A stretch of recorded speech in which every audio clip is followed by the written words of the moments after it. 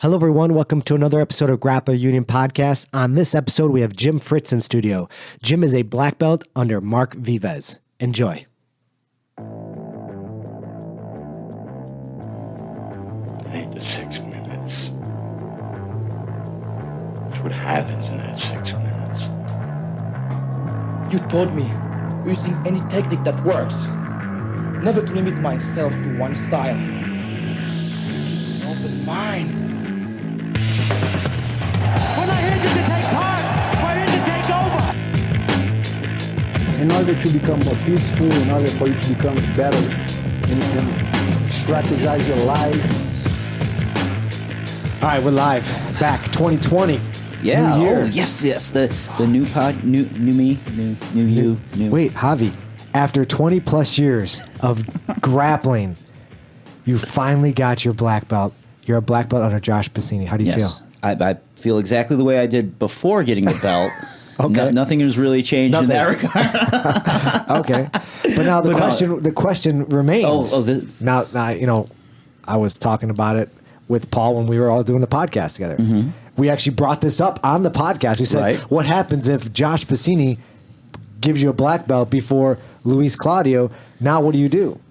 So So first of all, I like, it was funny because me and Josh had a very brief conversation about it. He's like, just so you know, like, this was in the works before that episode was before released. The podcast. Yeah, and got confirmation of that from Eddie and whatnot. Okay. But yeah, so my approach to it, and I know, like, some people might feel like this is splitting hairs or whatnot, but my approach to it is just like I wouldn't wear my judo black belt to a jiu-jitsu class. Mm-hmm. I wouldn't wear my 10th Planet black belt to my other, LCCT, my other coach's jiu-jitsu class until he says it's okay. Okay. So I when I started there, I was literally willing to start training gi, and if they said, hey, put on a white belt, put on a white belt. I didn't actually own a jiu-jitsu white belt. I had a white belt from judo rolled up in my bag. Okay.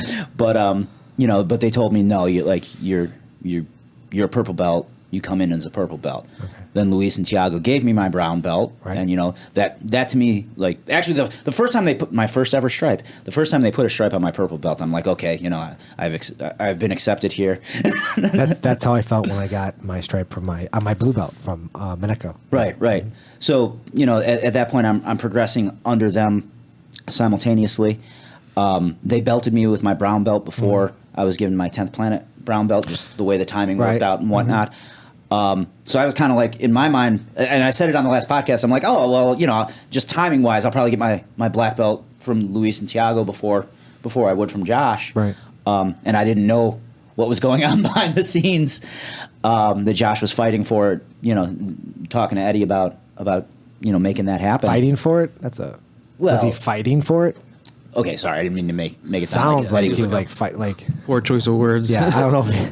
Sorry, you're right. Yeah, you deserve it, obviously. Yes, obviously you deserve it. Thank I wouldn't say anyone would have to fight for it for that. Right. So yeah, he gives it to me. I was totally surprised. How did it happen? We had a big. It was supposed to be end of the year, but it was a big beginning of the year team meeting. Okay. A bunch of the guys were there.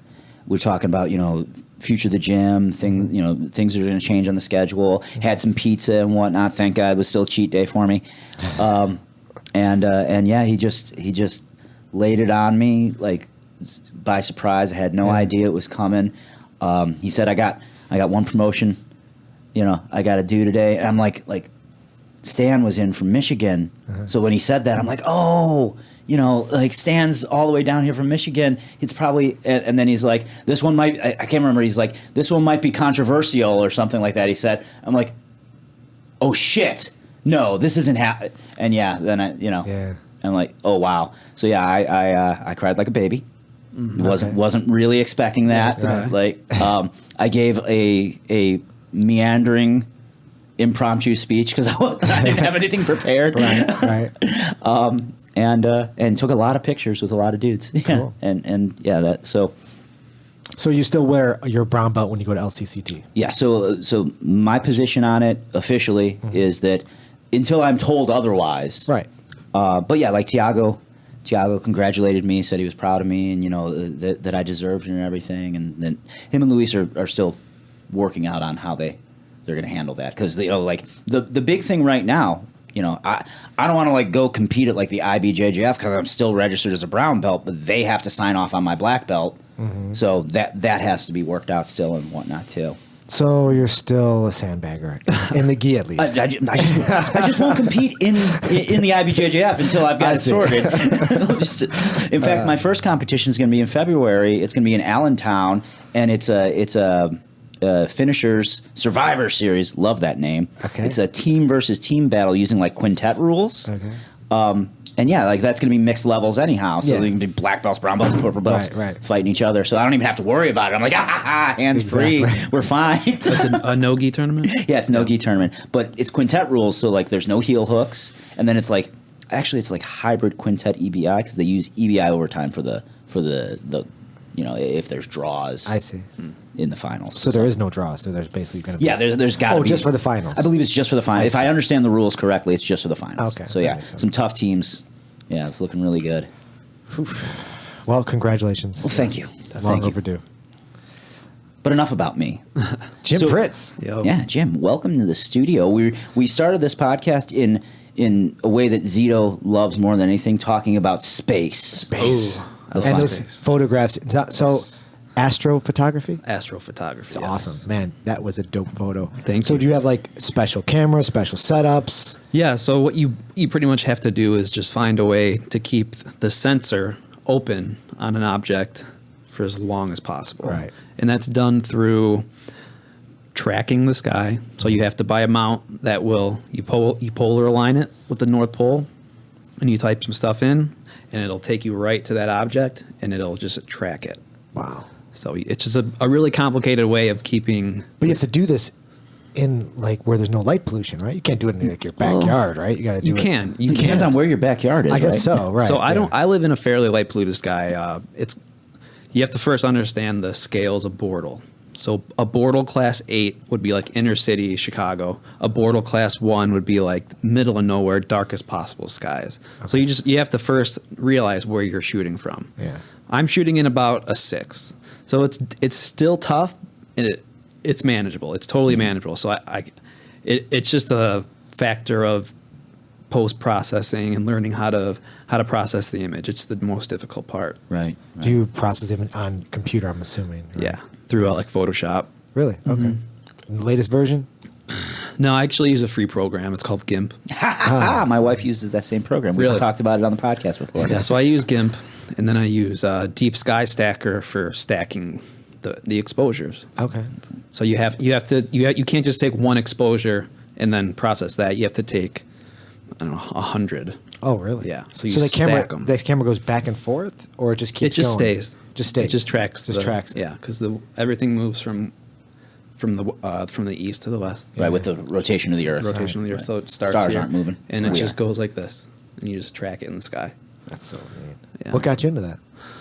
This is new, right? This is not like it's from childhood. Yeah, this has been only about a year. Okay. Initially, it was just like the concept of space time is the most interesting thing to me. Something being we're going deep hard. Something being Wow. 16,000 light years away. Yeah. How far that truly is astonishing, and that's something that's close. And just being able to capture that in a picture is just one of the most amazing things to me. Crazy, right? Yeah, it's beautiful. It's mind blowing to me. I love it. I can't get enough of like Science Channel, how the universe works. I love it all. It's so fucking. It's really fascinating. interesting. If it's all real, I mean, I don't even know because I can't dispute anything. I'm just whatever they tell me. I'm like, okay, that sounds about right. But I have no Yeah. idea if they're telling me. I'm gonna hope that Neil deGrasse Tyson, with Right. all of his studies, Yeah. actually knows what's exactly. up. I hope it's all right. You got to have a little bit of faith in what the scientists say. Yeah, Right, right. right, yeah. A little bit.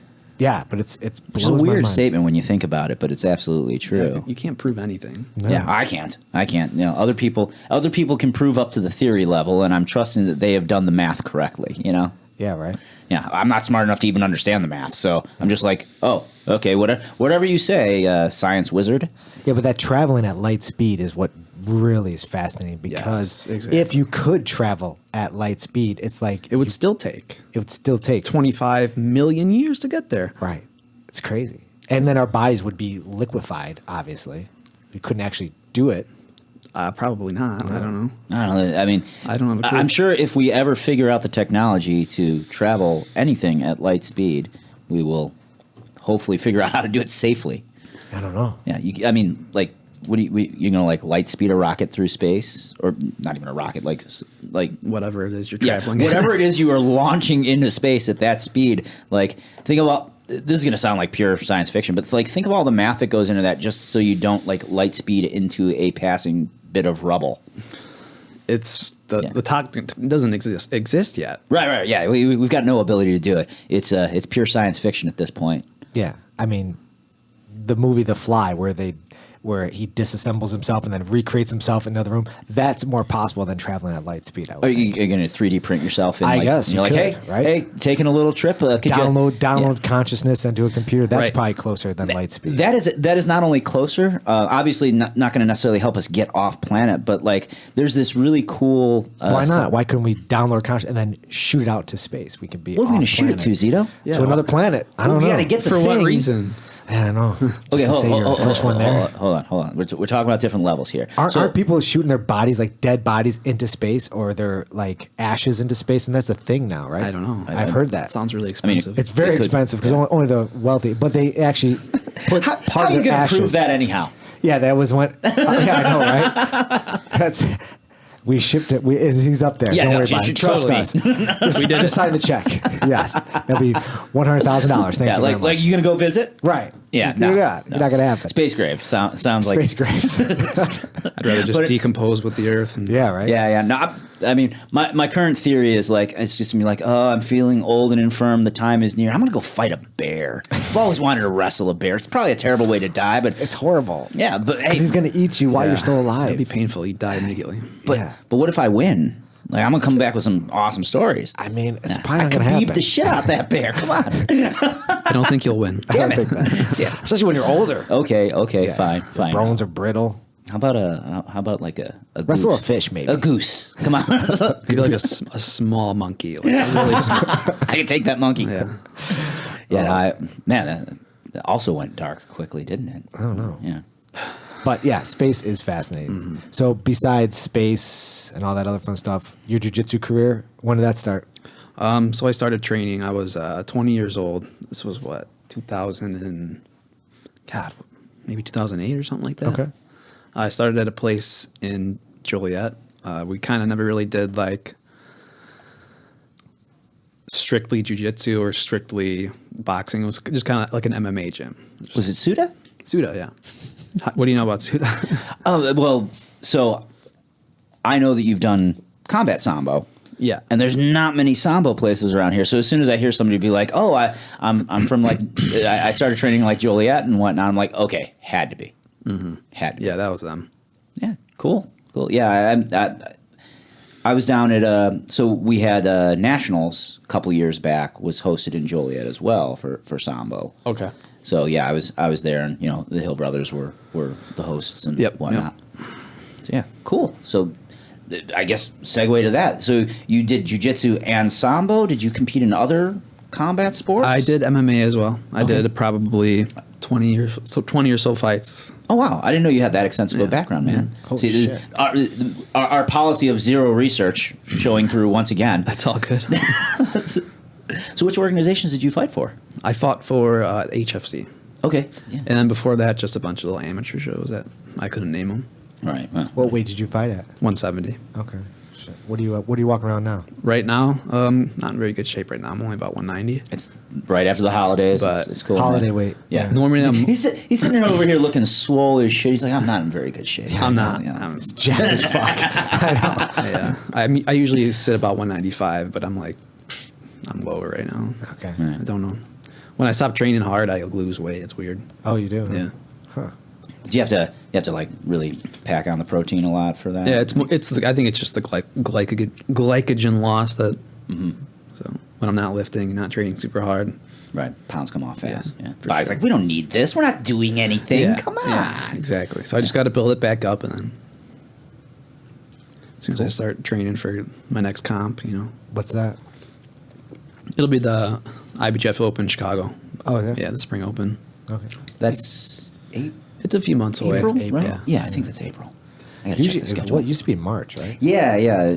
Pretty sure Switch it it up. was It's like almost always April in March. 4th or something. Yeah, there's so many things going on that weekend. I'm not sure what I'm doing yet. So many IBJJFs. So many competitions. Are you concerned? I mean, No, not at all. There's too many. there's too many. I gotta catch them all. I'm not concerned at all. Yeah, I got some friends that are going down. I think Atlanta is the first open of the season. I want to this say here. should be coming up. Yeah, so that's coming up rapidly. Euros. No, but like of the local opens, I local opens. think Atlanta is the first one on the schedule Yeah. for 2020. But yeah, regardless. Jim, where did you find yourself after the combat sambo, and how'd you get moved into? Where are you trained out of now? I train at New Breed. Okay. Yeah. Mark Vives. Yeah, it's a hell of a room. It is. It's tough. So you got this shirt on. It says New Breed. Yeah, It's this got is the our, 50 that's the anniversary. We Just just came. had our anniversary party promotions. It was Right. awesome. It was an awesome night. It's really Yeah, cool. I think we were talking about it, and like I was looking at the picture, and I had no opportunity to count the number of people in it. But I was just like, I think I like just stupidly said something like, "Yeah, there had to be way over 50 people there." And then I looked at the picture, the picture. I'm like, I think there's like 200 there. Yeah, we had 40 black belts on the mat. Oh my god. Wow. It was really cool. Yeah, no, that's incredible. Yeah, I had to give a speech too, and I wasn't prepared for it. Did you also cry like a baby? I did. Okay, I did. Okay. Feels. Yeah, I was in my feels for sure. Yeah. After how long? How long of training? 12 years. Man, that's a long time. Yeah. But I really have only been training strictly jiu-jitsu, or I should say legitimate jiu-jitsu, for about 2.5 years. Okay. But you brought a lot of skills from. Yeah, from I outside. brought yeah, to a certain extent. I don't want to say anything bad about anybody, so. Hey, no, No. understand. But, you know. yeah. And like a lot of times, like especially when you switch gyms, like it's weird because you'd be like, oh, everyone's so good at this thing that I don't know how to do, and you feel like I'm so far behind the curve because like maybe you go to a gym that I like to use Spider Guard as like my iconic example because I was like Spider Guard is nonsense, it's bullshit. Everyone who's ever done it to me, I just ankle lock them right away, and then like I run into this tough purple belt at Marcelo's that's like an absolute beast at Spider Guard. I'm like, oh, I've revised my opinion. I guess I'm it an does idiot. work. So yeah, like I've run into so many things like that where we're like. Marcelo's a bad example of that, but like that guy just happened to be there. But you go to a gym and it's like everyone's so good at De La Kiva or everyone's so good at some other thing that you maybe aren't very good at, and you're just like, I can't even get through their warm-ups without looking incompetent, Yeah, for sure. Yeah, that's definitely happens. I mean, you get used to a certain room, and you get complacent in Right. your jujitsu, and then you go over. Everyone's just like clones of their instructor. And Yeah, feel like- fascinating. I feel like a New Breed that we don't have we're not good at Just one one specific thing. Yeah, no. Like, everybody's games are so different. Yeah, Mark's got his game, and I've seen some guys that very much play like him, but I've also seen guys that have wildly different styles, and he's a smart enough instructor to be like, yeah, no, go do what you're good at. Right. Makes the whole room better. Gives a huge variety of looks. Yeah, I'm a fan. That's super important to have it that way. Yeah. Like if sure. everyone's clones of everyone, you get very good at fighting against your own teammates, but Yeah. maybe not necessarily against somebody else. Right. It doesn't want really that. benefit you. No, not at all. Yeah, I mean, we've got some new, January, you get a new influx of students coming in. And we got some new white belts, and we got this one kid in. Man, he's 24, wrestler. I mean, he walked in the door on Andre, and I think he was wearing a white belt. And then next time I saw him, he's got a blue belt. And I'm like, holy shit. So, I mean, this kid's jacked. I mean, you could tell he's an athlete. So I'm like, all right, I'm going to roll with him. So, a fucking kid just takes my back. Like, Oh wow!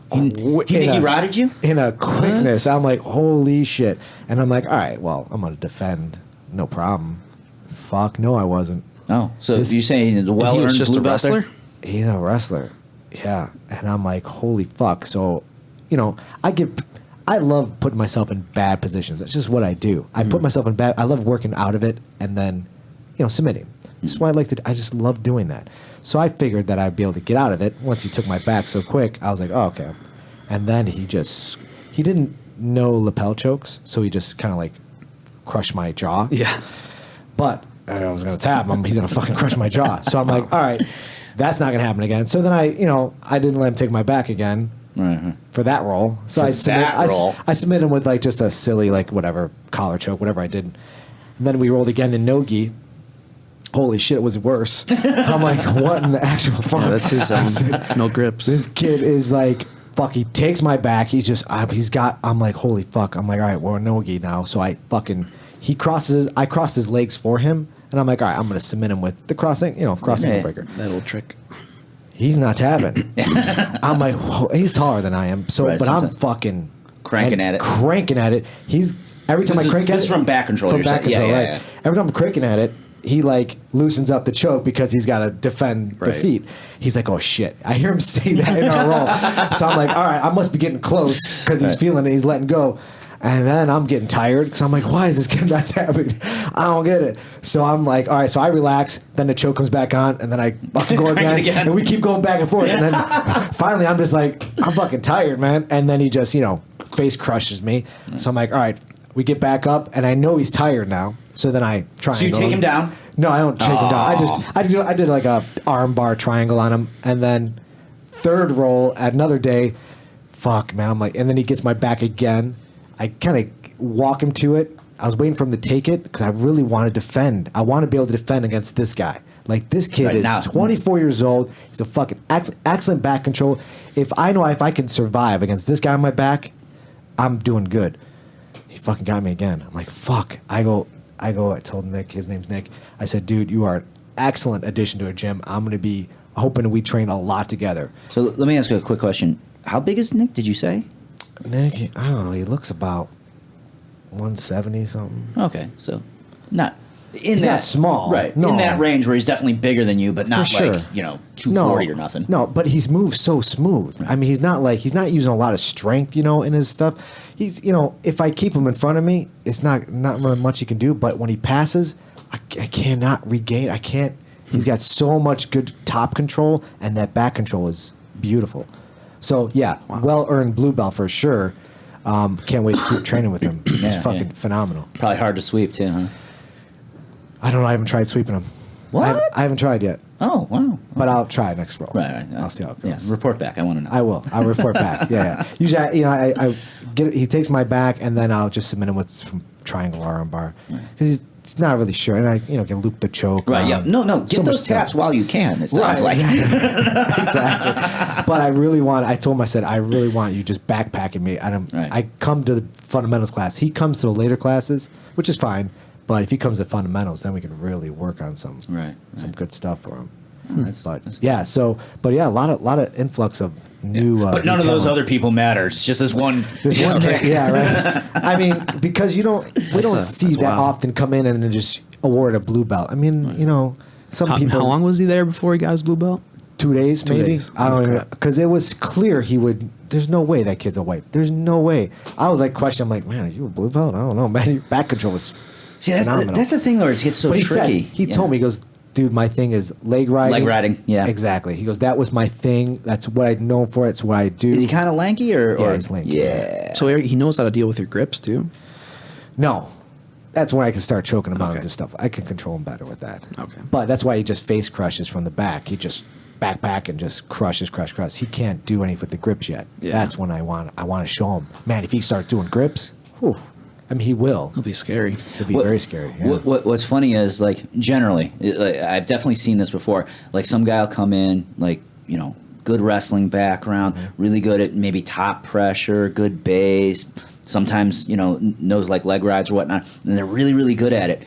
But then they get into that modality where they're like, oh, well, I got to learn this jiu-jitsu thing. So they stop doing what they're good at, and those skills start to atrophy slightly as they get better at like guard and stuff like that. And you go through this weird period where it's like you were a tougher role when you knew less, and now that you're trying to do the thing, I can predict your reactions. So I can see that happening.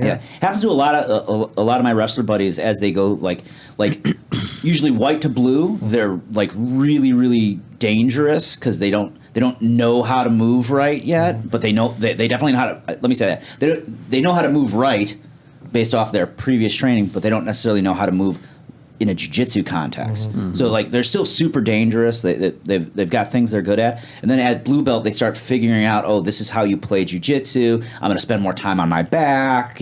Maybe fall in love with one submission or two and whatnot. And it's like, oh, now you're playing more jiu-jitsu and you're actually easier to counter. Because I know more jiu-jitsu than you. And then at purple belt, they start really figuring out how to combine the two usually. Sometimes it comes a bit earlier, but usually around that time. And it's like, oh, God, now you're just a pure savage.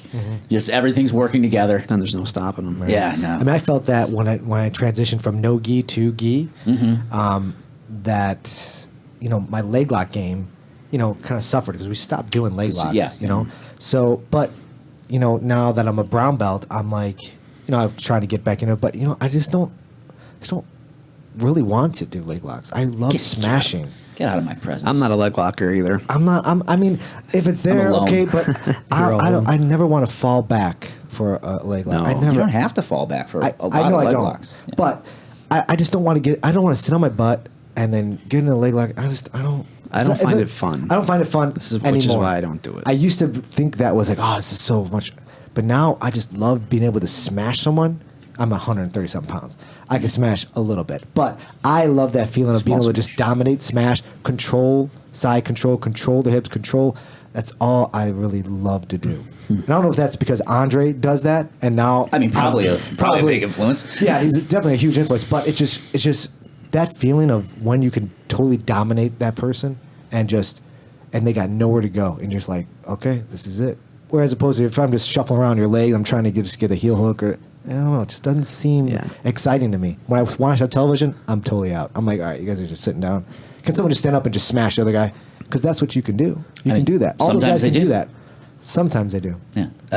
I personally, and like I didn't used to be this way because I didn't really know that much about passing. My perspective on passing when I first started into jiu-jitsu was like passing was what happened when I failed to leg lock somebody. Okay. Like really, that's all it was. Like if I can open your guard, I'm going to leg lock you, and if I can't leg lock you in your defensive movements, I'm probably going to scoot around your guard, or you're going to recover, and we're going to go through that process over and over again until one of us does something.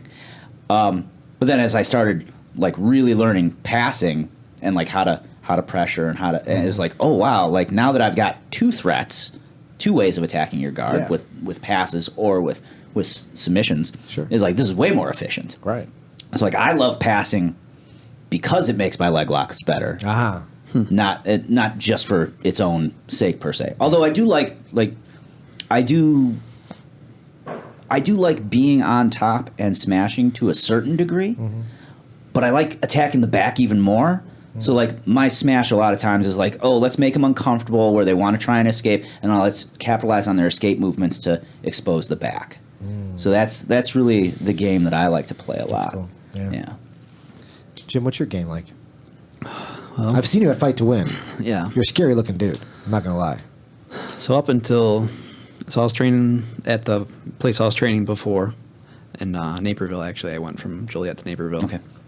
My jiu-jitsu game was basically just a half guard. Okay. And pretty much the whole game was just getting to that underhook and fighting off the underhook. Well, that's not going to work, so the whole time. That's not going to work for everybody. Right. So their like kind of concept was as long as we're good at this one thing, we can beat everybody. And it didn't work because the second you can counter that and you're going to get shut down, you have you have nothing else to do. Right. You're not good at anything else. Got to diversify those mutual funds. Yeah. So when I first went to Mark, he told me you have to find a way to mask your half guard to make it seem like you're not even playing half guard because that was my strength, half guard. So how do I explain this? I've opened up into like a lot of spider guard, a lot of reverse De La Hiva, De La Hiva. I do a lot of like tilt sweeps. Okay. I'm more of a positional guy than like a leg locker. I don't know. I guess I don't really know how else to describe my game. I mean, it's hard to put into words. A lot of guard play and sweeps. Use takedowns a lot. I don't take down. I don't take down. I suck at that. I don't have like a wrestling background or anything. Sure. So walked in with no skills off the street. So I mostly pull guard, and if it was like a real situation, I would just throw punches. Right. Obviously. Yeah. So right. I'm a puller for sure, or I let them pull. Right. So you always want to be on bottom until you sweep them, or yeah. like if they pull first, you're like, okay, now I'm. If they pull first, I'm just as happy. Okay. So yeah. So interesting that combination of pulling passing skills. Yeah, I mean, I pretty much feel comfortable everywhere. Cool. Except for leg locks. Except for leg locks. Well, I've seen you defend leg locks well, so. You have? Yeah. Oh. Unfortunately, it was against one of my good friends. He tried to knee bar you, and you right out of it. Who was that? Tom Grant. It was at the Chicago Open last year, I think. Okay, yeah. Yeah. Good friend, guest of the show. Yeah, he was very sad. But you fought Fight to Win several times now, right? Yes, 4 times. Yeah, I was going to say 4 times. Yeah. That was fun. Yeah, you like that? It's kind of a mixture between just like a tournament and an MMA fight, you know. So it gives you that feeling that you get an MMA fight, but being up on the still stage, straight up. lights. It's still straight jiu-jitsu. So Right. And you'd vastly prefer to do that than get punched in the face. yeah, I'm done with that. Yeah, it's not fun getting punched in the face. What do you guys think about the Conor McGregor fight coming up? My overall so Firas Zahabi did like a video where he like asked GSP how he thought it was going to go, and you should probably just watch that video. I'm not going to. But you You're can not tell me. okay. Well, my initial thought pretty much lined up with what GSP said. Whoa, you and GSP are on the same wavelength? Yeah, seemingly. Wow, incredible. So my thought is like Cerrone's traditionally a slow starter. Yes. McGregor comes out firing hot. I think McGregor's got a really good chance of just finishing him in round 1, unless Cerrone adapts his game properly. So it's all about Cerrone adapting it, because everyone thinks that Cerrone's skills can beat McGregor's skills. 100%. I think he can. I agree. But I don't think he can take him in round 1 if he just wants to be like stand and bang. That's what's going to suck. If Cerrone stands and bangs with him, because I don't get that. That's one thing that just fascinates me. It's like, you're really awesome at the ground. You know, He's this guy also sucks at the ground. But he's also a really good kickboxer. Like I don't disagree with you. Yeah. But we all know that Conor sucks at the ground. I don't want to say he sucks, but I think he's behind a step compared to Cerrone for 100%. sure. So if I'm the guy and I know you suck there, I'm going to go there first before I do the other stuff. No. So my thought is, you know, if I were Cerrone, I'd want to play, you know, takedowns, pin him on the fence, get him to the ground, at least in the early rounds. Fuck yeah. And if nothing happens there, then you want to stand with him in like round 3 or something No like problem. that. Now's the time. Because the other thing that like really concerns me about Cerrone is we look at his fights, you know, like he doesn't have the best defense. You know, like he doesn't have great head movement, doesn't have the best footwork, like the offensive footwork he's got, you know, and whatnot. But like if you look at most of the times that he's won the striking exchanges, like he'll start like a really wicked combo and it just comes off flawlessly. But like when he's like backing up or trying to defend and whatnot, not so much. So I feel like he's got good offensive kickboxing, like really good offensive kickboxing. He's got kind of underrated wrestling, you know, like he's regularly taking guys down that just don't seem to expect it from like reactive takedowns usually, and then like everyone knows he's got really good mat work, so it's like He's got great submissions. yeah, like triangles, arm bars, rear naked chokes. He's got a variety of finishes. I don't know what the percentage rate is overall, but it's got to be above average. Right. So yeah, like my thought is, go into that fight, take it to the ground, round 1, round 2, wear on McGregor, McGregor's always had this reputation for not having the best cardio. He's a really explosive athlete. And he's at 170.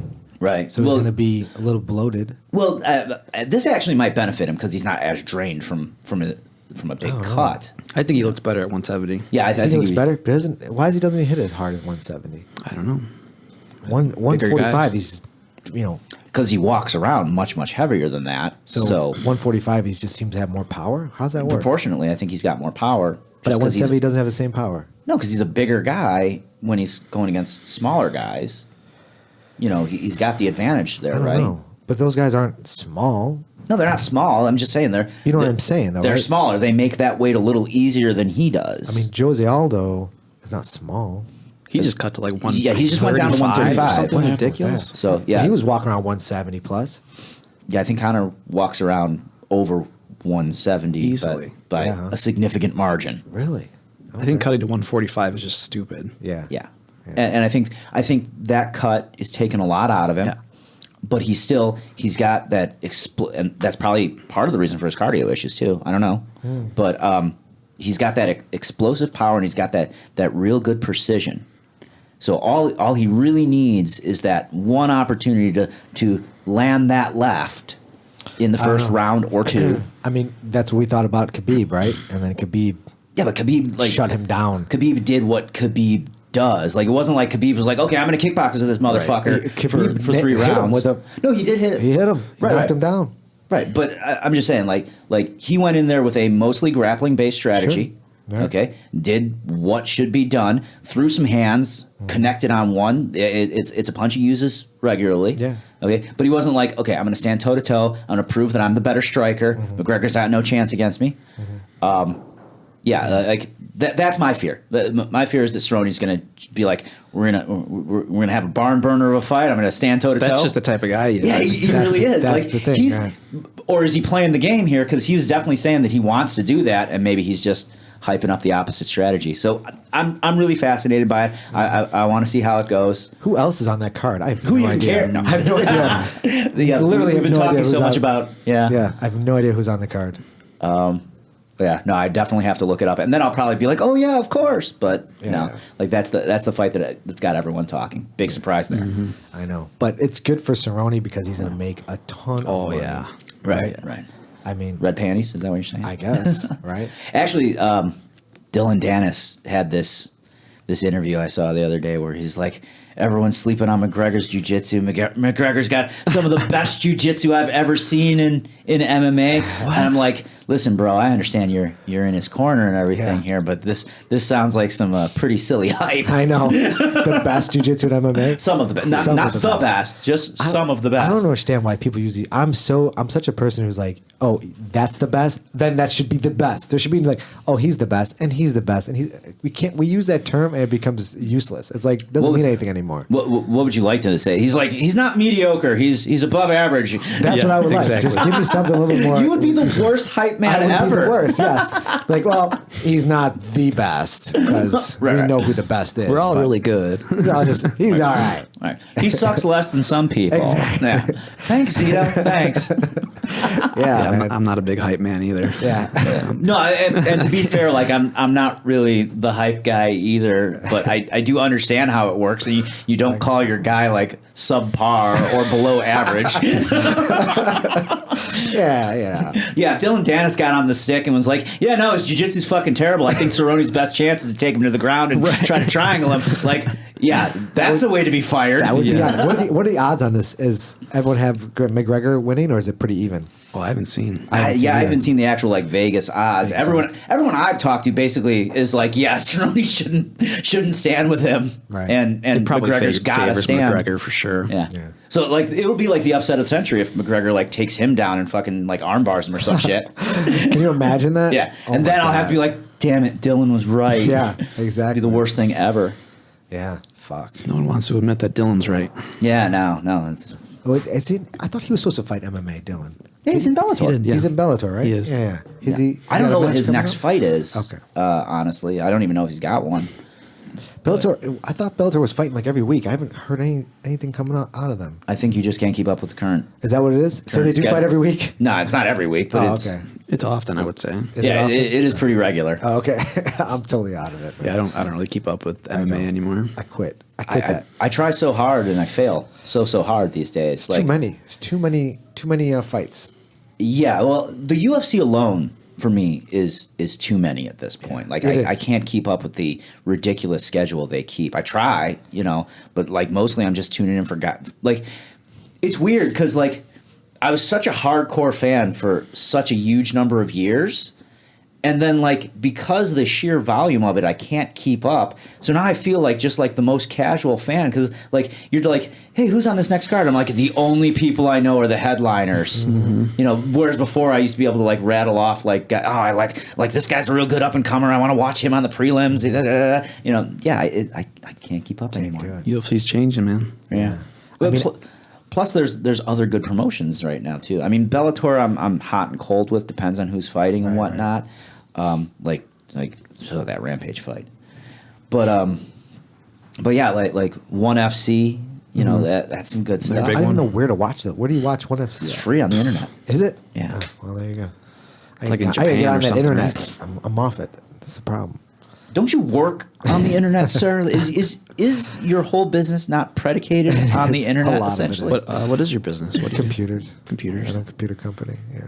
You'd never guess it though. Like No. But I was at a client the other day, and he's got television in his office, and it was sports.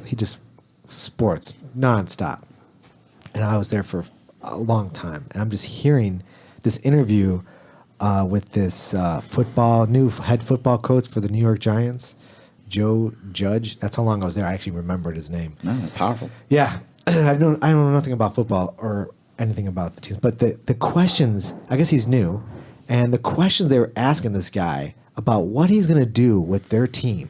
How does he see the season going? All this. I'm thinking to myself, is this real life? Is this really what's happening? They're asking him like, so how do you see the team? Well, I'm going to just have these guys show up on time. And he's saying the most ridiculous. I'm like, show up on time? What are you talking about, dude? I couldn't even, I'm like, and they just kept going. He's talking. I'm like, he's literally saying nothing. You guys want him to tell you he's going to win? Like, what's his game plan? Like, what the fuck are we doing here? This is it? This is what we're watching? I looked at my client. I'm like, you really watch this all day? He goes, yeah, I love it. I'm like, what the fuck do you like? What do you get out of this? What do you get out of this? It really just, it's mind-numbing. Yeah, that's weird. It's bizarre. It's not like he's actually going to talk about his strategy. Right. So bizarre. He's not going to give it away. Right. So weird. I'm like, this is bizarre. Like, interviewers actually go there to interview this guy. We're pissing off all the sports fans right now. Whatever. They're like, God damn it. You don't understand. So fucking stupid. I don't know. I can't get on board with that. No, I'm not a just sports fan either. No, I just can't. And I just hope the UFC doesn't get there. I like the UFC. I like Dana White. I like how he We wouldn't know if it happened anyhow.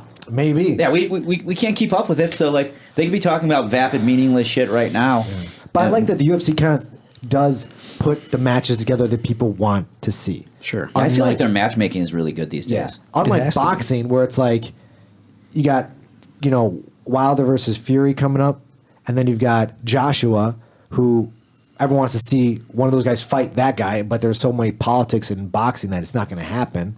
It blows my mind that that's still and they make so much more money than the UFC fighters. Yet the UFC is doing like, we're going to put what the fans want. You want to see whatever, we're going to put them together. It's still a much newer sport. Like, oh, yeah. Agreed. Yeah. I think I don't know when. I ain't putting a timeline. Do you think that UFC could be like, oh, we want to protect this guy, I want to protect that guy, make sure he keeps his belts? I mean, to be fair, it's going to be that way. To be fair, that is part of the allure of boxing that the UFC just doesn't get. Like building the champion slowly over time, and sure, that means you're probably feeding him some cans and lower quality opponents. But like when a guy walks into the friggin' ring and it's like he's got this massive record, he's undefeated or whatever, and you put him up against another guy with a similar record because you built both of them simultaneously, that's got like just inherently a lot more gravitas than like, yeah, this guy's like 4-0.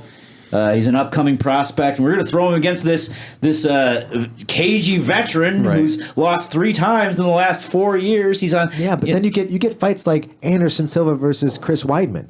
everyone counted Chris Weidman out of that. I feel like Anderson Silva was a monster. He just got too cocky. Yeah. And then you get great. I mean, that's a phenomenal fight. I'm not saying that that's not a good fight, Right. but what's better putting – now, granted, he had to work his way through it, but putting undefeated Khabib in against the hype machine McGregor, who only had a couple of losses, or being like, we'll throw somebody else in front of Khabib. You know, this should sell good.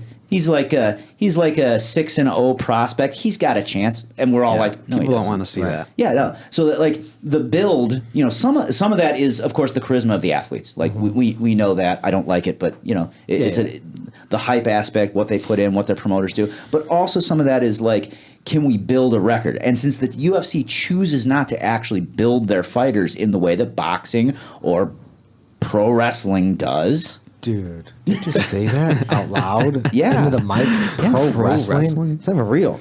You might as well said General Hospital on Channel 7. General Hospital. Wait, General Hospital knows how to build a story. Okay, that's what I'm saying. What the fuck? You can't compare that. How could you compare? It's all the same concept.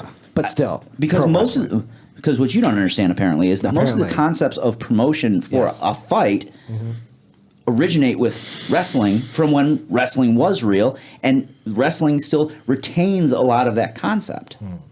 Okay, boxing works similarly, but the UFC does not. Jiu Jitsu does not. Like you know, other, you know, the weird thing about the UFC. Okay, like here, let's separate this off into two segments here. Judo, Jiu Jitsu, you know, amateur wrestling. These are legitimate sports. Okay, where there's some method of ranking where we determine who's the top guy. Okay, Jiu-Jitsu a little less so than certain other sports because, you know, politics and whatnot. But UFC is not like that. Okay, you could be the most winningest, most deserving guy, and somebody could step over you. It's a free for all. Okay, so that's the thing. Like, UFC is in that. You don't maybe like this, but it's in that middle ground where a lot of the promotion tactics are the glitz and glamour that you associate with sort of things like pro wrestling, with a background of the sportive aspects. Oh, this guy's the best because he's got this record, or he's beaten these guys. Okay, but sometimes the best fight isn't about who's the best fighter. It's about what the story is. Yeah, who's gonna put the most asses in seats. If you want it to be a pure sportive spectacle, okay, then rankings have to matter more, way more. Like they're almost arbitrary right now. Right.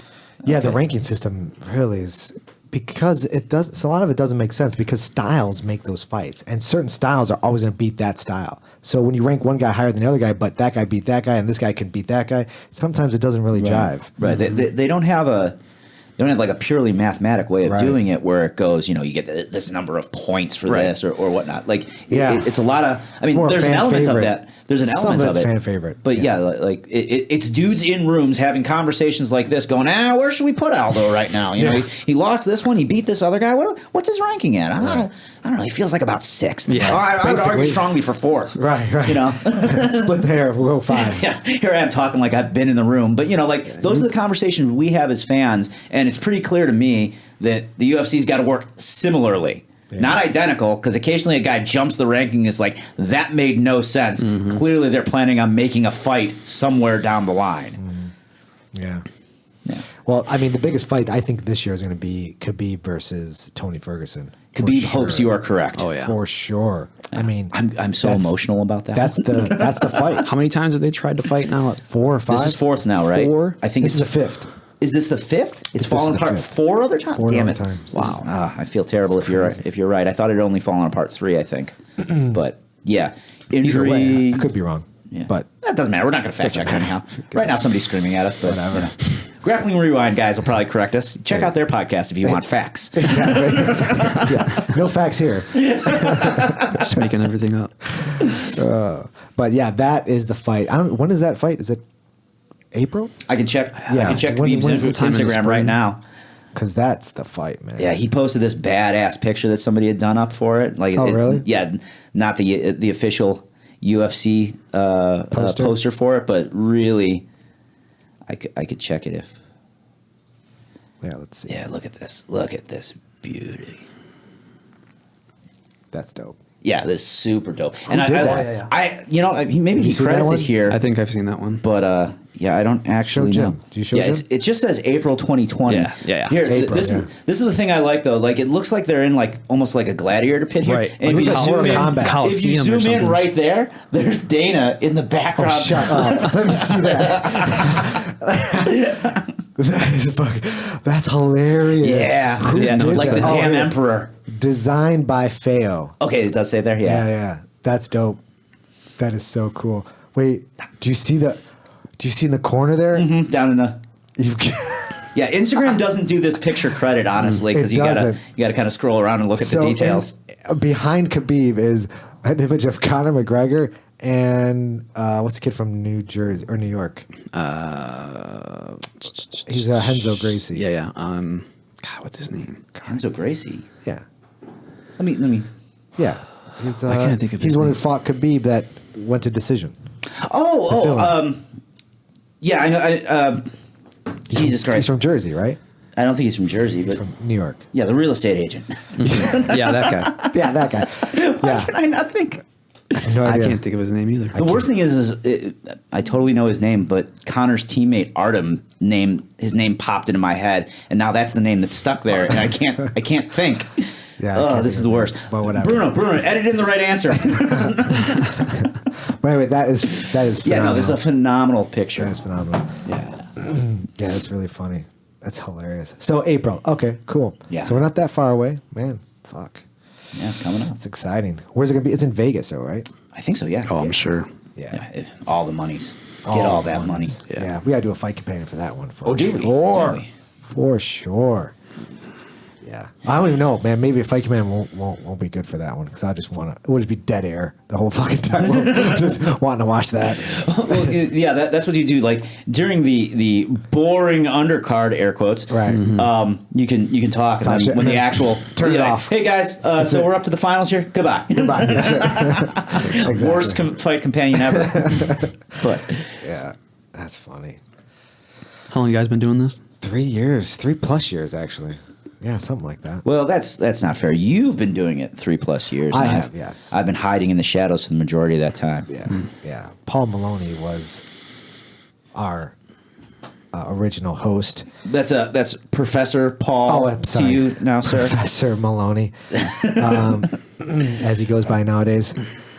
Recent black belt, and yeah, and he just got super busy with work, and Javier has always been helping us throughout the podcast, and just made sense to invite Javier as taking his chair. Nice. Yeah, Indeed. so Cool, man.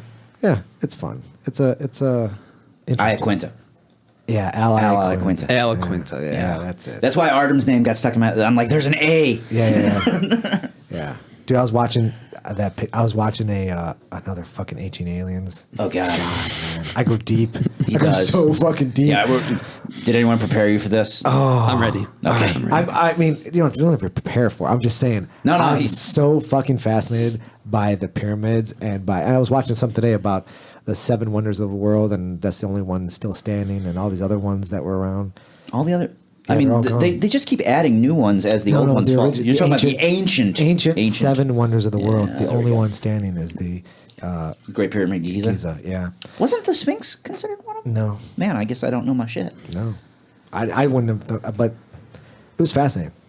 What 2 about hours. it fascinates you the most? Just how Rock. they did it, and what's so How they did it. frustrating for me is that this. I don't know what I was watching today, when it was aired or when they created it, but they were saying that the pyramid was a tomb, Right.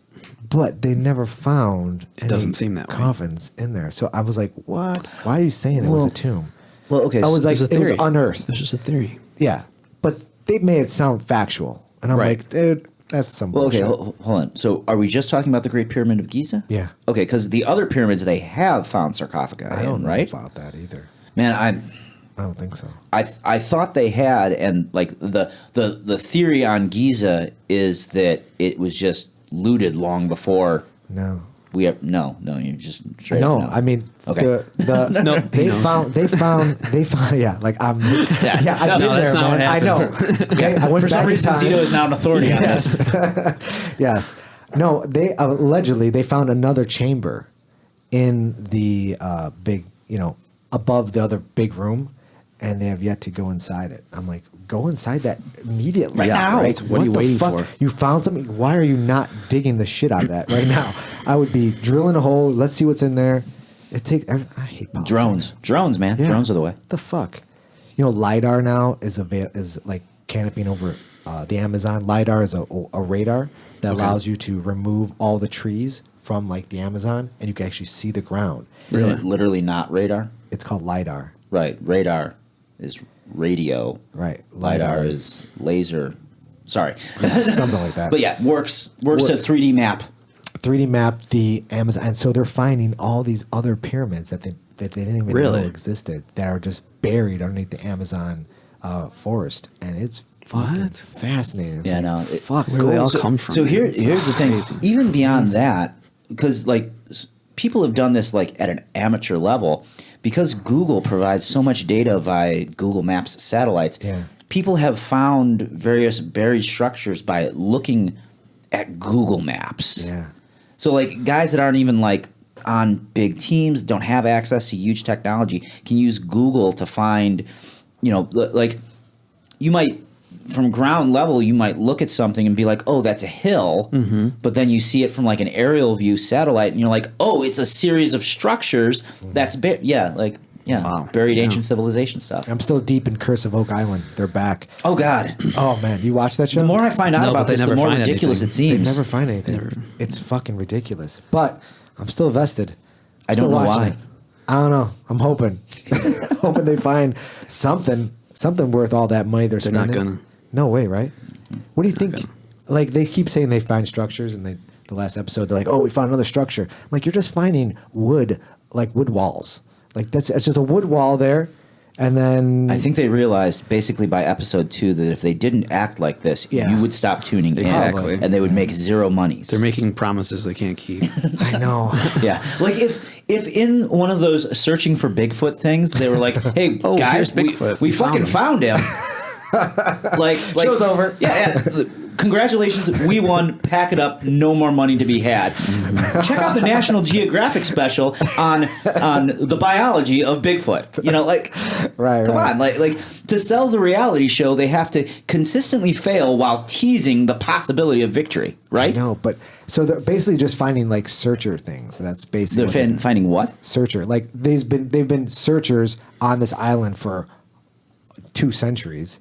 Looking for this, quote unquote buried treasure. They're look at this old pickaxe from 1800. Exactly. Yeah. They're just basically finding shit people deposited from being there hundreds of years, looking for this other treasure. We should totally fuck with them and just like go to the island because it is a public island, right?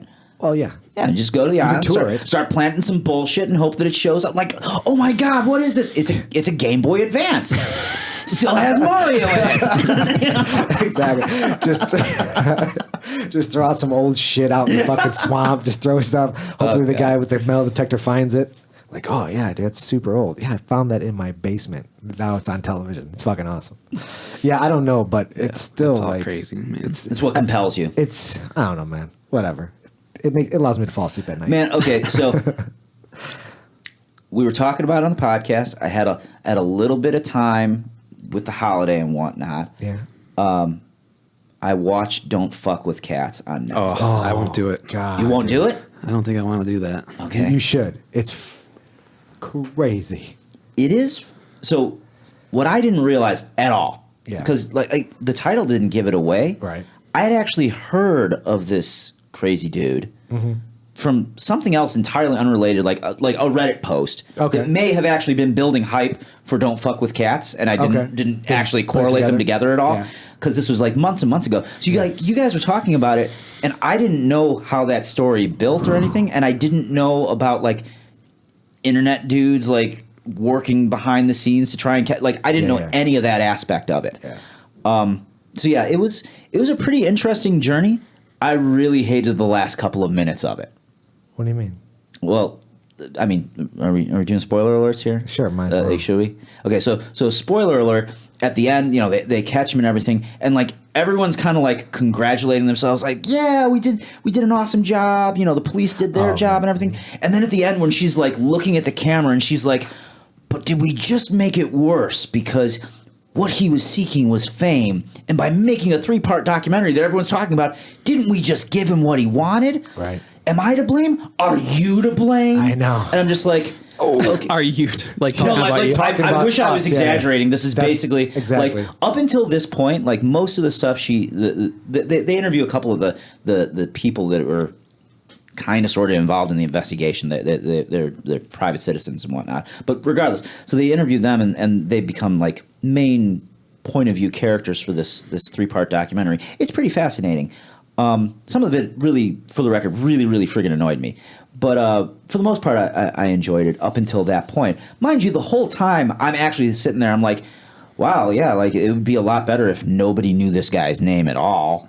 Like, because I don't want to get too dark on this, but like it really does bother me when there's like a mass shooting or something like that, and like the press just can't stop themselves from like finding out everything they can about the guy and making him famous. And it's like, if you're this crazy psychopath that's looking for fame and you go, well, if I go on a killing spree, they'll talk about me. Oh yeah. I'll be infamous. It's like, that's really fucked up, and we're constantly self-rewarding that. So the fact that they like went out of their way to finish the documentary in that manner was like, man, that's some serious bullshit. Like you just made a 3-part documentary that everyone's talking about, and you basically talk about the worst aspect of it last. Yeah, no, it's definitely fucks with you, but yeah, but it is a crazy roller coaster ride, dude. I when I first watched it, I was like, this is real. Like I didn't remember the story from the day, so I was watching and I'm like, man, I thought that kid wasn't that. I thought they were just like, I didn't put it together. You didn't know where it was going. I didn't know where it was going. Okay. I'm like, is this real? Like, I didn't know using this kid's name. I can't beat that kid. And I didn't know the specific. I didn't know the specifics of how that whole thing started, because again, like But then there's a conspiracy about. It's so fucked up. I mean, when they started interviewing the mom, you're talking about. The mom is fucking bizarre. Yeah, well. It's sorry. This is actually probably pretty bad radio here. Yeah, no, it's not bad. It's really weird. We're talking around it though. We're talking around a lot of it. Yeah. On Netflix, don't fuck with cats. Definitely an interesting thing. I will say, like, they don't show any like the really gory parts, but if you're like an animal lover, that's got to be pretty brutal for the opening scene. Do you have a cat? Yeah, I watched no, I don't have a cat. Okay. I watched the preview and now it's like, nope. Checking right out. Nope. I don't need to see that. Yeah. But I might just do it. Yeah, I think you should, because there's some fucked up people out there. Oh, I know that. Man. Also, Netflix, we're looking for sponsors in the new year. So hit us up, Zito. Take care of that. But when you start, watching certain shows, they start recommending. It's something like YouTube. You start. All my YouTube I go down a much like, deeper rabbit hole on YouTube. My YouTube is like Ancient Aliens. It's like Jiu Jitsu. It's just it's weird. So then now my TV is like crime docs. It's like, oh fuck, man. You're just gonna keep recommending this shit now. Yeah, I'm like, stop recommending. Just like don't even watch it. Just like put on some like random rom-com and walk away. So so my go-to has always been Friends. I fucking love Friends. Okay, it's easy to watch. Easy to watch all the time. I'll watch that show forever. What the fuck did Netflix do? Took it off. Killed it. Took it off Netflix. They just took it off. Okay, motherfuckers. Where is it now?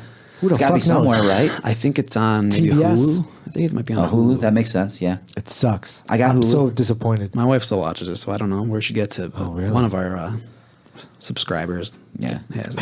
I have too many.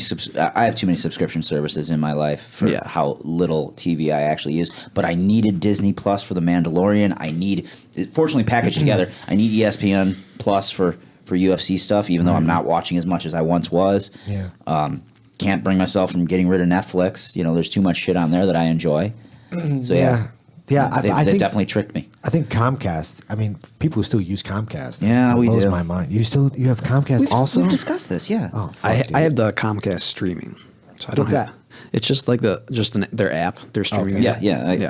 Yeah, I got it hooked up on my phone and tablet. But you have and everything. Hulu as well. Mm-hmm. So isn't that kind of like?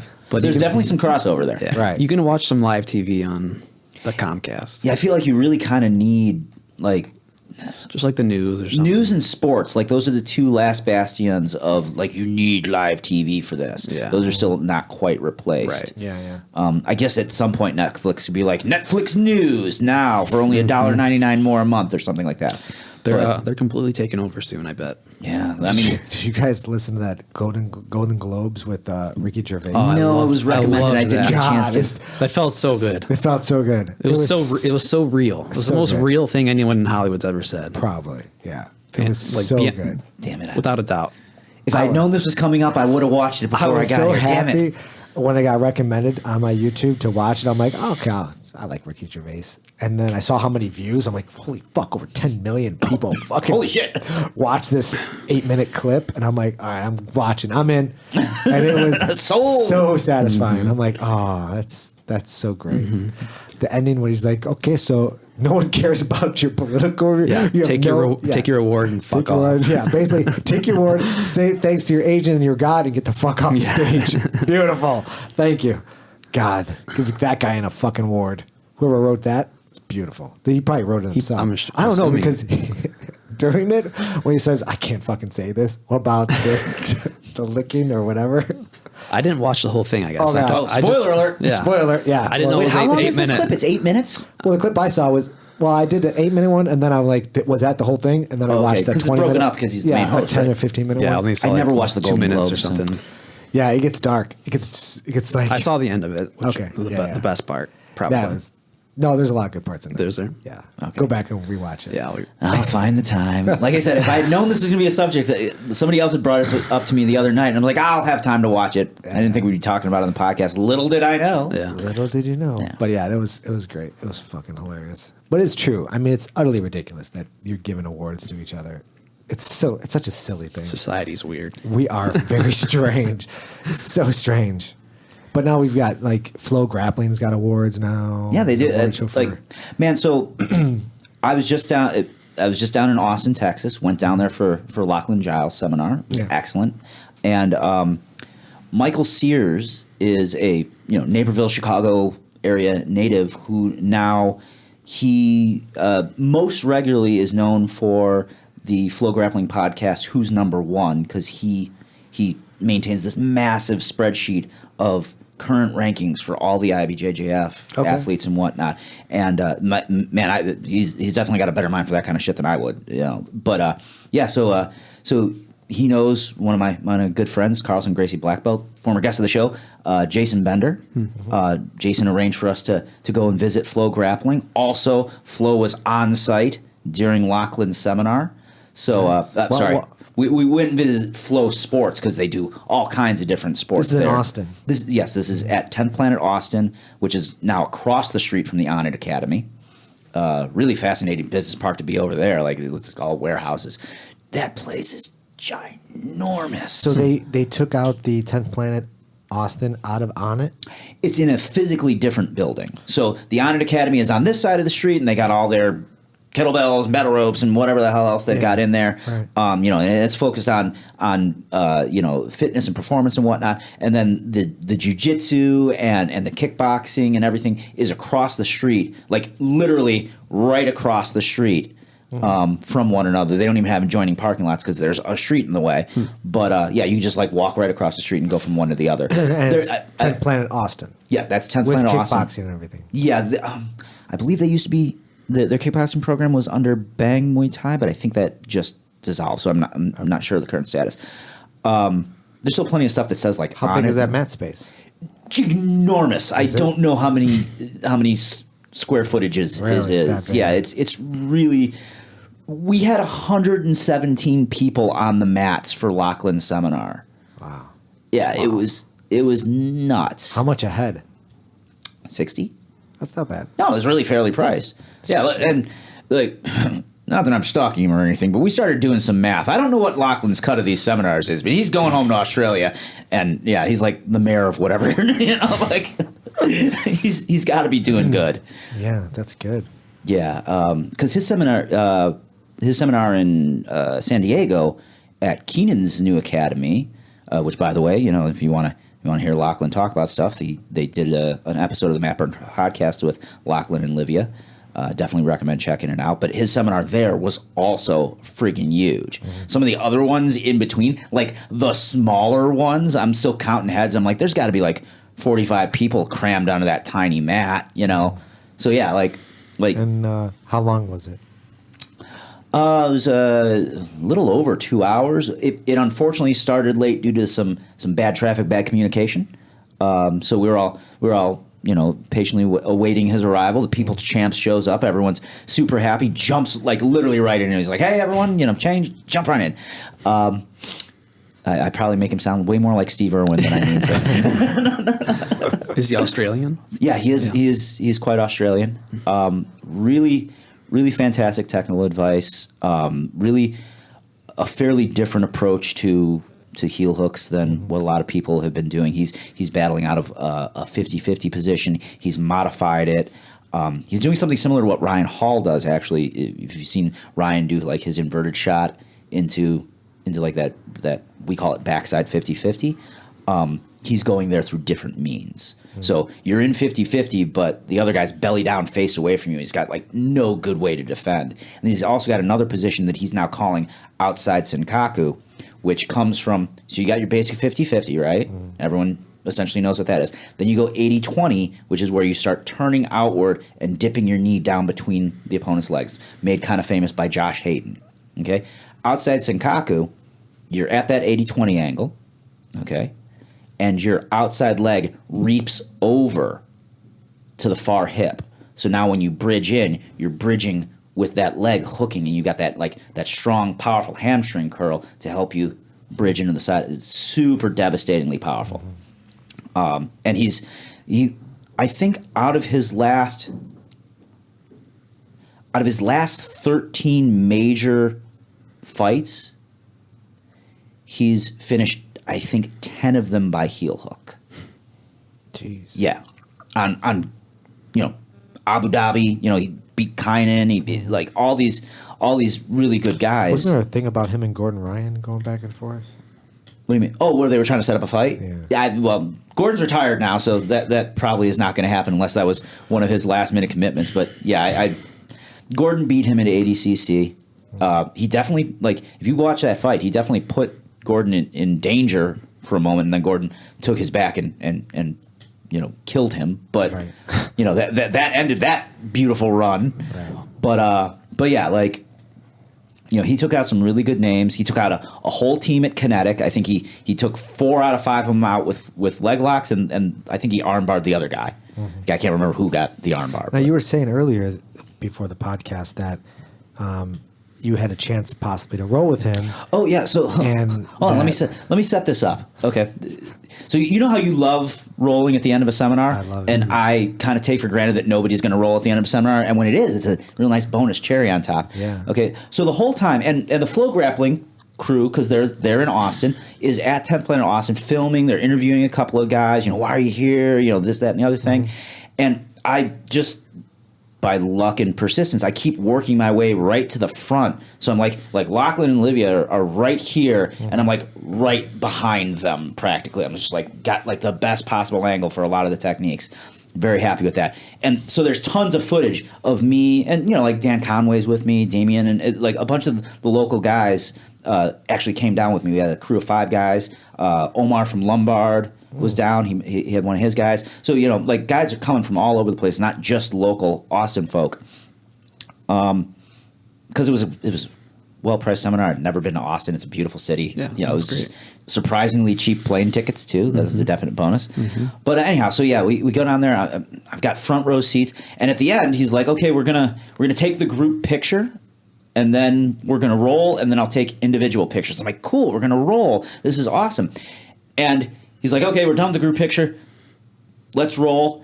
And, like, everyone starts queuing up, and I'm like maybe 6th or 8th from the front because of where I was standing in a room full of 100+ people. Mm-hmm. I'm like, I am definitely getting a roll with Lachlan.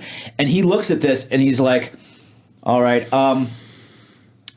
everyone's going to roll with each other. And, you know, when we break in the action, I'll cycle a new person in. I'm like, oh, okay, that's fair. Like, instead of us like lining up 100 people for, you know, just waiting to assassinate the poor tired black belt who's doing all the work, you know, we'll all get our roll on and whatnot. Exactly. So yeah, so that's fair. So I grab a guy who's just standing next to me and start rolling, and I'm watching, you know, like me and Lachlan. Like, this is recorded. It's on Lachlan's YouTube now. It's also up on Flow Grappling. So like you see me like in the background of the roll, constantly looking over and whatnot. And what I don't realize, because I'm so focused on what I'm doing, what's going on with Lachlan, is that, yeah, a whole bunch of guys chose not to follow directions at all. They're just like, yeah, no, I ain't rolling. I don't want to miss my opportunity. So a line starts forming, and I look back, and I'm like, man, there's 20 guys, and he's like... He's not going to roll with those guys. No, but he did. That was just it. I don't know whether he just wasn't paying attention or whether he was just like, okay, there's no way I convinced them not to. But yeah, like, he rewarded their bad behavior. Yeah. Damn. Yeah, unfortunately.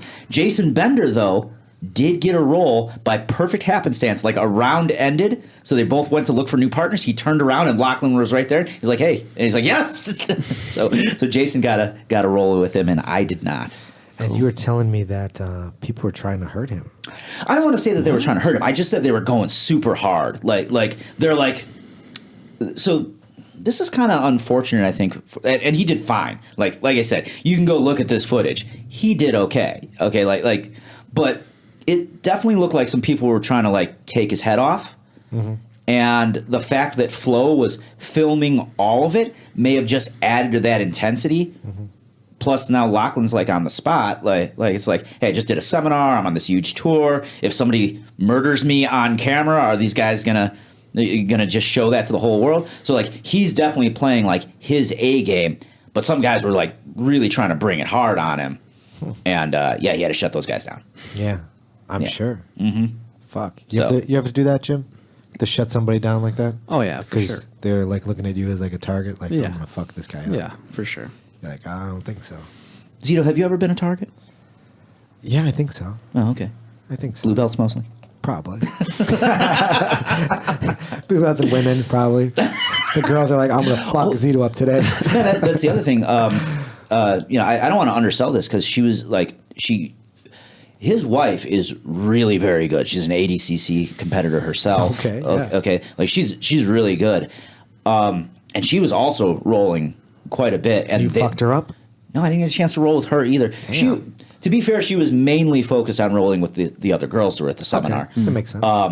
But yeah, like she got in some good rounds, and they filmed that too. I think I mostly saw how like film it with his cell phone, but one of the girls was telling me that they had the professional camera on her at some point too. But I haven't seen that stuff uploaded yet, so I don't know if they're like saving it for a separate thing or if I just didn't look in the right section on Flow yet. Mm-hmm. But yeah, so regardless, awesome time at the seminar. Really a very fun trip.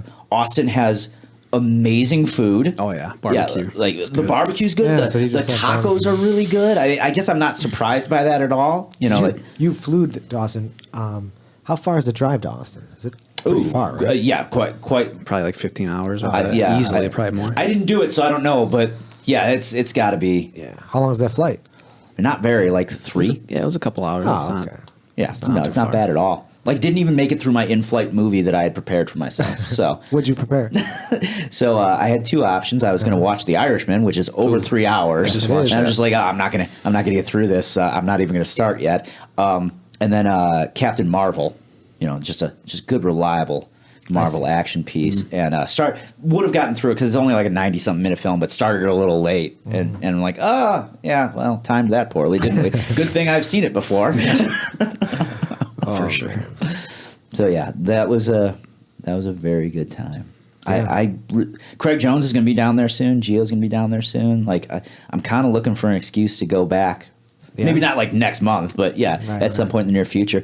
Plus, like as much as we talk, like still part of the Midwest, obviously. So, still building our native Midwestern athletes. But, like, there's so many good dudes that are based out of Austin. You got Cody Steele, the Tackett brothers. You got Brandon Gambucci. You've got, Lovato. His academy is in Oklahoma, but he's down in the Austin area pretty regularly because he works with the Onnit Academy guys. So, like, I've kind of known in the background, in the back of my mind, that like that area is kind of blowing up, but I didn't expect it to be quite as talent rich as it actually is. I was pretty shocked. I shouldn't have been, because I guess I know like those names that I just named off. I know that they're there, but did you roll with any of the 10 Planet people down there? I did, but I didn't get to roll with Curtis or you didn't? Yeah, no. Or his what's her name? Nogi Chris? Yeah. Priscilla? Yeah, no. I mean, most of the girls rolled with the girls for the most part. I know they did. What, Omar? Did you roll with him? No. Omar, I think somebody went after him pretty hard too, might I add. Really? Yeah. Those guys are in the room. Did he get hurt? No. I'm just saying. Oh, you fucked him up. Yeah. Okay, good. Of course he did. Is he still doing gi? Man, you're gonna have to ask him. I didn't see him get close to a gi at all. No, shockingly not. I need my gi. You need the gi. I need it. I enjoy both. I know you do, but you enjoy one more than the other. I do like the gi. I don't mind getting I a love little the gi. older. I keep it almost completely 50-50. I do try to up it a little bit if I've got a tournament that's specific to that rule set coming up. Yeah. But so like right now I'm trying to get in a few extra no-gi rounds. Like I'll teach a gi class and be like, hey, anyone want to roll no-gi with me? I need some extra rounds. Yeah. So yeah, but I really do like I try to get pretty dead even on it. The one thing that's lacking right now is I've only got 3 classes with a real serious focus on stand-up, and they're all right now no-gi classes. So like, I'm working on my no-gi judo, sambo, wrestling, hybridized takedown style. But like, yeah, my judo's, my classic judo's slipping little inch by inch, just from not having, like I was saying before, the skills go away if you're not using them. Atrophy. Atrophy is right. Yeah. On that note, I've got to get out of here. I've got a client thing I got to go to and so if you guys can stay and chat, but I've got Sure. You're cool. I'm good. I mean, good. what time is it? Almost 5. Yeah, you guys, you got time to? I better get. You got to get going too? I gotta get going too. All right. Oh, yeah. okay. All You right, got time to film a quick technique, or Yeah, I could. You got time for that? We can only do it if you've got time. I don't have time. Okay. So Some other time then. No problem. Yeah, we can do it another time for sure. All right. Yeah. Jim, where can people find you? And where can people find those beautiful photographs that we started the podcast with, too? Yeah. Oh, you sell them?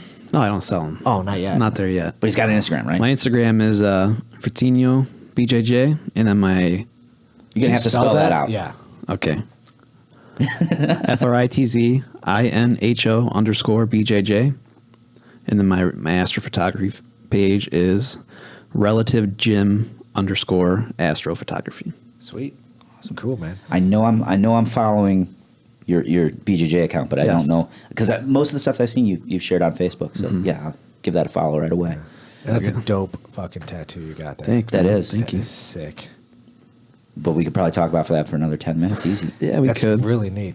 Did you have it all done at the same time, or was that piece Oh no, together? it was multiple. Really? Yeah. But that was your idea the whole time? Mm-hmm. Fucking awesome. Yeah, really, really nice They integration. did good on the color. It's almost 8 years old now. Wow.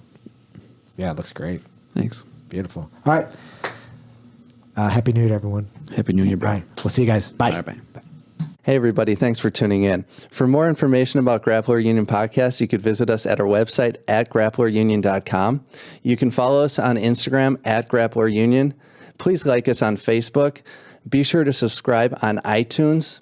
And all of our episodes are available on our YouTube channel. Say what? Be sure to subscribe. Yeah, subscribe to all that shit. You got to do another take, right? Oh.